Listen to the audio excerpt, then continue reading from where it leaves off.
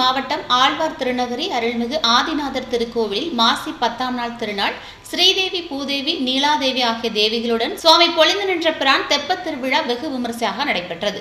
ஏராளமான பக்தர்கள் தரிசனம் செய்தனர்.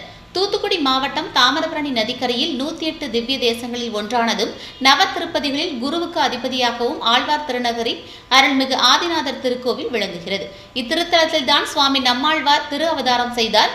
மாசி மாதம் விசாக நட்சத்திரத்தன்று தாமிரபரணி பொருநல் சங்கனி துறையிலிருந்து தீர்த்தம் எடுத்து காய்ச்சவும் என உத்தரவு நம்மாழ்வாரிடமிருந்து பெற்று மதுரகவி ஆழ்வாரால் கைப்படாத உற்சவர் திருமேனி நமக்கு வணங்க கிடைத்தது. இந்த நன்னாளை போற்றும் முறையிலே ஆண்டுதோறும் மாசி தெப்பத் திருவிழா 12 தினங்கள் கொண்டாடப்படுகின்றது.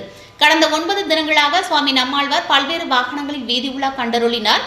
10ஆம் திருநாள் அன்று இரவு தெப்பத் திருவிழா நடைபெற்றது. முதல் நாளான இன்று ஸ்ரீதேவி, பூதேவி, நீலாதேவி ஆகிய தேவிகளுடன் சுவாமி பொலிந்து நின்ற பிரான் தெப்பத்திற்கு எழுந்தருளினார்.